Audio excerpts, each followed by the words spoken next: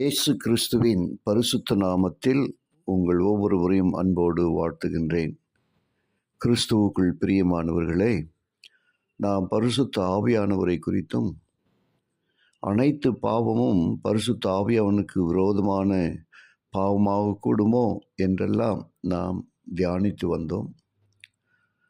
பரிசுத்த ஆவியானவருக்கு விரோதமான பாவம் என்ன என்பதை குறித்து தொடர்ந்து நாம் சத்தியத்தை தியானிப்போம். லூசிஃபரின் மன்னிக்கப்பட முடியாத பாவம் பெருமையும் சுய உணர்த்துதலுமே. ஏசாயா 14ஆம் அதிகாரம் 12-14 வசனங்கள் வரை நாம் வாசிக்கும் பொழுது அதை நாம் புரிந்து கொள்ள முடியும். தேவனால் அவனை மன்னிக்க முடியும். லூசிஃபரும் மன்னிக்கப்பட்டு சுத்திகரிக்கப்பட்டிருக்கக்கூடும்.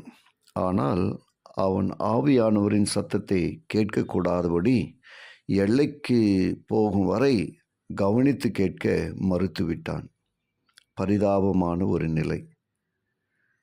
அடுத்ததாக பரிசேயரின் மன்னிக்கப்படாத பாவம் இயேசுவை மேசியாவாக ஏற்றுக்கொள்ள மறுத்ததே. மார்க் எழுதின நற்செய்தியினுள் 3ஆம் அதிகாரம் 22-30 வரை வசனங்களை நாம் வாசிக்கின்ற பொழுது அந்த உண்மையை நம்மால் புரிந்து கொள்ள முடியும். தேவனால் அவனை மன்னிக்க முடியும். லூசிஃபரும் மன்னிக்கப்பட்டு சுத்திகரிக்கப்பட்டிருக்கக்கூடும்.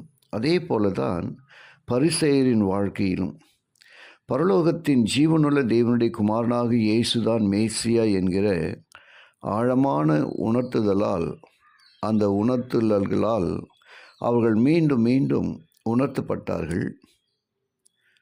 அவர்கள் உணர்த்தப்பட்டும் தங்கள் இருதயங்களை ஏற்றுக்கொள்ள மனமில்லாமல் கடினப்படுத்தி அவரை மேசியாகவும் இரட்சகராகவும் ஏற்றுக்கொள்ள அவர்கள் மறுதலித்தார்கள். முடிவாக ஆவியானவரின் சத்தத்திற்கு செவிடரானார்கள். பின்னதாக ஒரு நாள் இயேசுவின் மிகப்பெரிய அற்புதத்திற்கு பின்னர் இயேசு அவருடைய வல்லமையை பிசாசிடமிருந்து பெற்றதாக அவர்கள் திரளானவர்களிடம் கூறினார்கள். தாங்கள் மாத்திரம் கெடுவதல்ல, பிறரையும் கெடுக்கக்கூடிய சூழலில் இந்த வேதபாரகர்கள், பரிசேயர்கள், சதுசேயர்கள் அன்றைய நாட்களிலே செயல்பட்டார்கள். ஆவியானவர் மீண்டும் மீண்டும் அவர்களுக்கு உணர்த்திய போதிலும் கூட செவி கொடுக்க மனதில்லாமல் கிறிஸ்துவை மறுத்தார்கள்.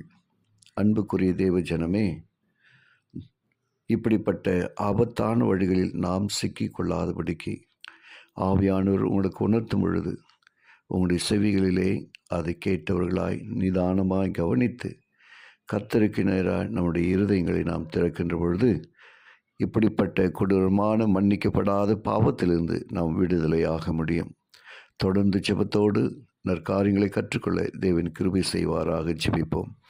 கிருபையுள்ள நல்ல பிதாவே, உமக்கு நன்றி சொல்லுகிறோம். கேட்டு ஒவ்வொருவரையும் நீங்கள் ஆசீர்வதிங்க. இயேசுவின் வழியாக ஜெபிக்கிறேன் நல்ல பிதாவே. ஆமேன்.